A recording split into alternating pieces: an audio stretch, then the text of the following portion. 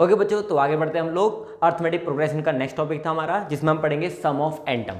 तो बच्चों सम of N term का एक फॉर्मूला होता है, हमने पढ़ा था Sn is equal to n/2 a plus A N. ठीक है, ये हमारा फॉर्मूला है सम ऑफ एन टर्म का। बट एक्चुअली इसका डेरिवेशन क्या है, क्यों आया, कैसे होता है, तो इसको फॉर्मूले को याद करने से अच्छा आप समझ लेते हैं तो ज़्यादा अच्छा होगा। तो समझते बेटा, मैं एक एग्जांपल लेके समझाता हूँ कि इसका फॉर्मूला एक्चुअली ये क्यों होता है। तो मैं मान लेता हूँ एक एपी है 1, 3, 5, 7 एंड 9। ये मैंने अपनी एक एपी ले ली, ठीक है। अब हमारे को निकालना है इसका सम। तो जब हम Sn निकालेंगे तो बच्चों इनमें क्या आ जाएगा, सम का साइन प्लस, इन सबको प्लस करेंगे। अब 5 टर्म्स है, आप प्लस कर सकते हो आसानी से, कोई दिक्कत नहीं। लेकिन अगर ज़्यादा टर्म्स हो जाएंगे तो उनको ऐड करने में थोड़ी सी प्रॉब्लम आएगी।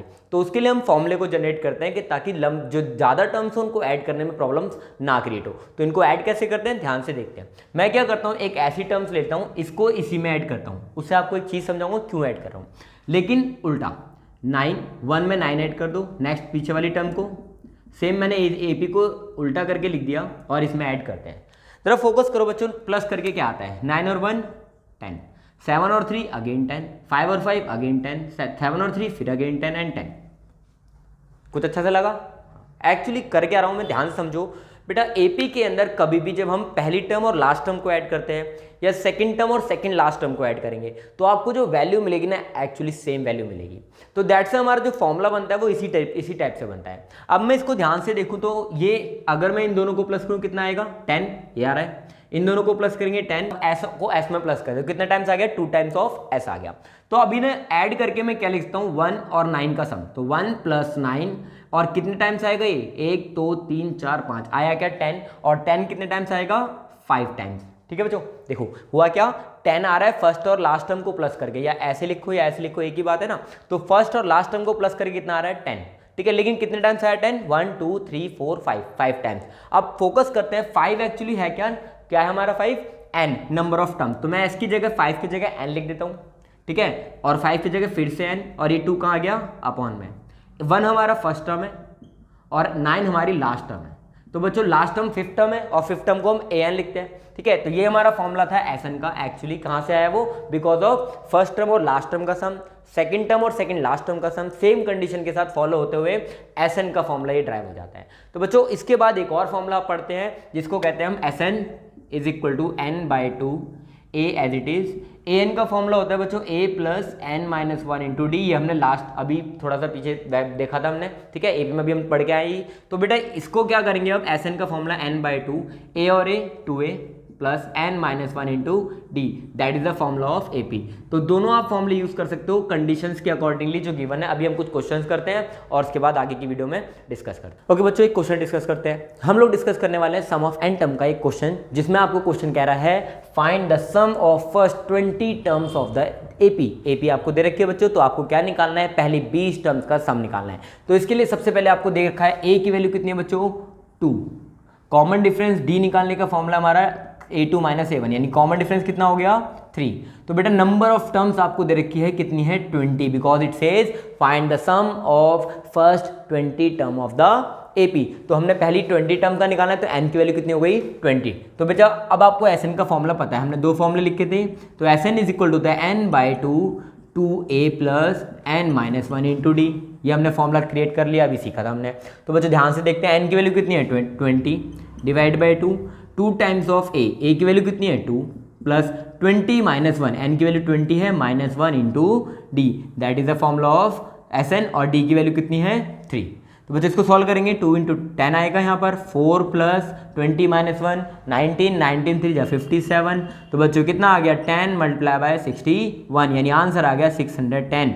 यानी Sn sum of first 20 term of the AP. इस एपी की पहली अगर 20 टर्म्स को प्लस करते हैं तो क्या मिलेगा आपको, 610। एक और क्वेश्चन आप ले सकते हो, जैसे मैं आपसे कहता हूँ फाइंड, इसी एपी में सम ऑफ 10 टर्म निकालना है, तो S10 निकालने के लिए सेम प्रोसेस यूज करते हैं। तो क्या करेंगे बच्चों, n/2 डायरेक्ट पुट कर रहा हूँ मैं, n/2 2 टाइम्स ऑफ a की वैल्यू कितनी है, 2 प्लस n-1, यानी 10 में से 1 माइनस करेंगे 9 टाइम्स, और d की वैल्यू कितनी है बच्चों, 3।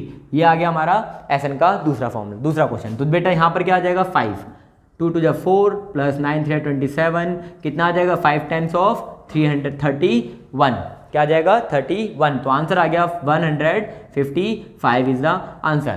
तो ये है आपका सम ऑफ फर्स्ट जितनी भी टर्म आपको दे रखा है उसका एसएन कैसे निकालते हैं। इसके बाद एक और क्वेश्चन डिस्कस करते हैं थोड़ा अलग टाइप।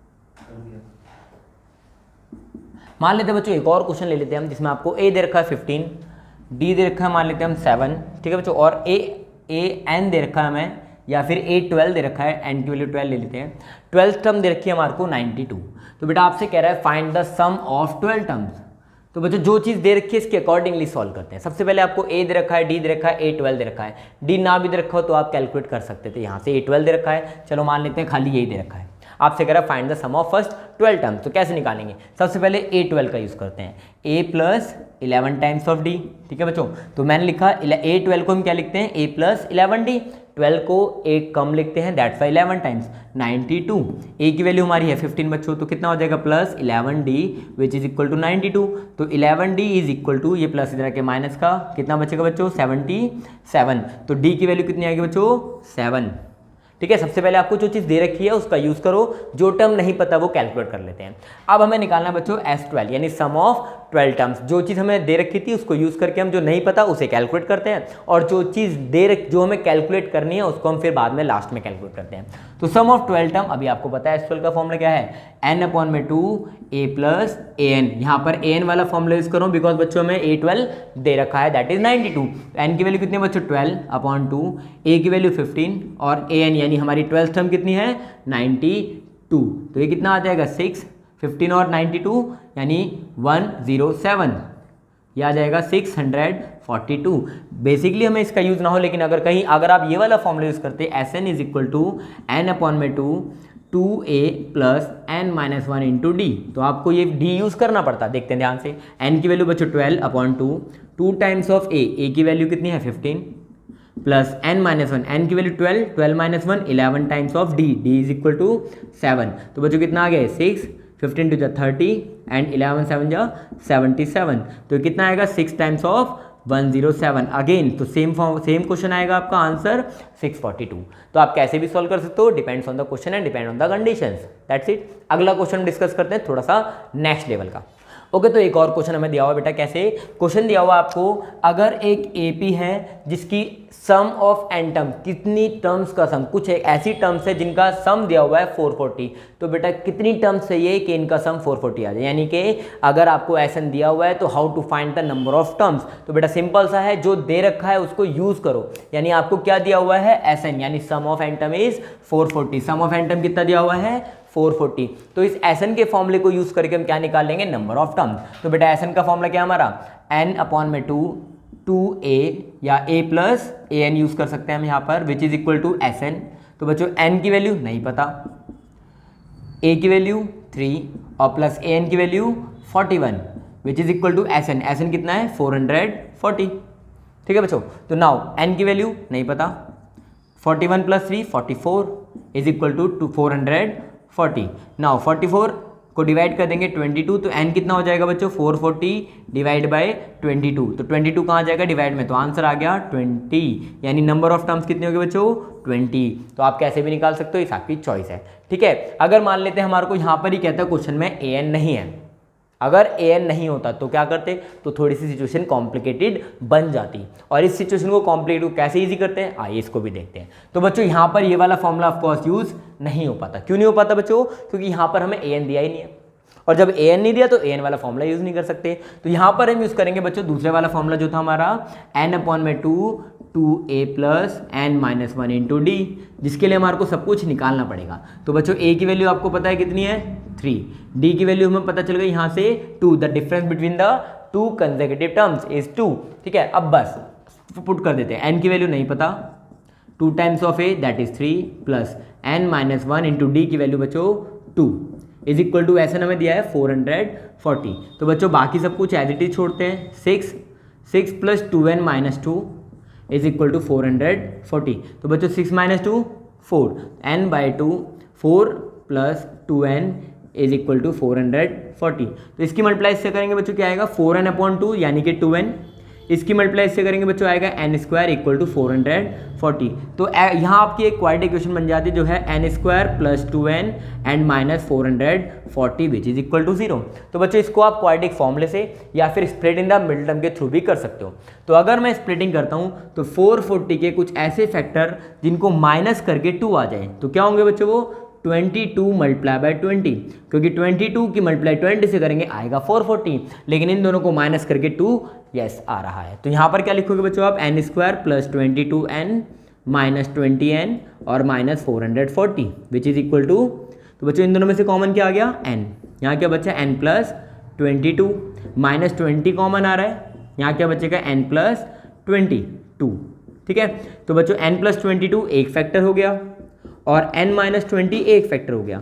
तो बच्चों n की वैल्यू यहाँ से क्या मिलेगी आपको -22 और यहाँ से n की वैल्यू मिलेगी आपको 20, यहाँ से n की वैल्यू आपको मिल जाएगी 20। तो बच्चों सिंपल सा लॉजिक, जो हमारी नंबर ऑफ टर्म्स है वो नेगेटिव और फ्रैक्शन में कभी भी नहीं हो सकती।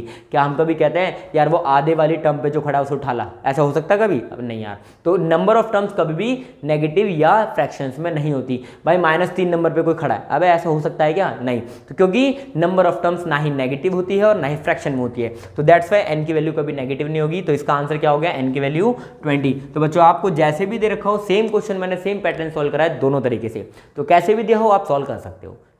तो बच्चों अगला क्वेश्चन हम लेते हैं एसएन का ही, क्या है वो, अगर सम ऑफ एन टर्म ये दे रखा है बच्चों तो एपी क्या होगी, या कुछ भी निकलवाए उसको कैसे निकालता है। सबसे पहले सिंपल सी बात, अगर आपको एपी की डिफरेंट टर्म्स पता है तो आप कुछ भी कैलकुलेट कर सकते हो। यानी अगर मैं इससे एसएन निकाल लेता हूँ या एपी निकाल लेता हूँ इस एसएन का यूज करके, तो आप कितनी भी टर्म्स को ईजिली क्रिएट कर सकते हो। तो बच्चों सिंपल लॉजिक लेते हैं, एक ध्यान से देखते हैं। एक सिंपल पहले एक ट्रिक बता दो, रीजन क्या है इसके पीछे का। देखो बेटा जैसे मैं एपी ले लेता हूँ 5 6, छोटी सी लेते हैं 1 2 3 4 5, ये भी तो एपी हमारी। तो बच्चा सिंपल सी बात, अगर मैं पहली टर्म को प्लस करता हूं तो शायद वही वापस आ जाएगा, कुछ नया तो आएगा नहीं ना। तो फर्स्ट टर्म का सम तो फर्स्ट टर्म यानी फर्स्ट टर्म के बराबर होगा, यानी हमेशा S1 is equal to first term ही रहेगा, कुछ एक्स्ट्रा एफर्ट नहीं करने। तो यानी S1 और A1 इक्वल रहते हैं। नेक्स्ट आगे बढ़ते हैं बच्चों, अगर मैं इन दोनों को प्लस करता हूं तो क्या आएगा 3, अगर इन तीनों को प्लस करते तो कितना आ जाएगा 6, अगर इनको प्लस करते तो कितना आ जाएगा 10, इनको प्लस करते कितना आ जाएगा 15। लेकिन यहां मैं आपको ये जो एसएन बता रहा हूं सम ऑफ डिफरेंट टर्म्स, ये क्यों बता रहा हूं आप ध्यान समझो बच्चों। ये हमारा आया 5 टर्म का सम, ये हमारा आया 4 टर्म का सम। अगर मैं इन दोनों को माइनस करता हूं तो बच्चों क्या मिल जाता है हमारे को 5th टर्म, यानी S5 और S4 का डिफरेंस 5th टर्म, S4 और S3 का डिफरेंट 4th टर्म। यानी अगर मैं ध्यान से देखूं A4 निकालने के लिए मैंने S4 में से S3 को माइनस करा, ऐसी A5 निकालने के लिए S5 में से S4 को माइनस करा, सेम A3 निकालूंगा तो S3 में से S2 माइनस करेंगे। यानी अगर AN का फॉर्मूला बनाना है तो SN में से माइनस करना पड़ेगा उससे एक कम टर्म तक का सम। ओके बच्चों, तो सम ऑफ वन टर्म मैं क्या निकाल रहा हूं सबसे पहले, अब सम ऑफ वन टर्म यानी S1। तो n की वैल्यू 1 पुट करेंगे, 2 1 जा 2 यानी कितना आ गया बच्चों 3। S1 यानी फर्स्ट टर्म का सम कितना होगा 3 के बराबर। अब लॉजिकली मैंने अभी बताया sum of one term is equal to A1 यानी फर्स्ट टर्म के बराबर, यानी A1 कितना आ जाएगा S1। तो फर्स्ट टर्म हमारी कितनी हो गई 3। देखो बच्चों आगे बढ़ते हैं, अब मैं निकालता हूँ यहाँ से S2। देखो n की वैल्यू कितनी होगी बच्चों 2, तो 2 का स्क्वायर 4 प्लस 2 2 जा 4 यानी कितना आ गया बच्चों 8।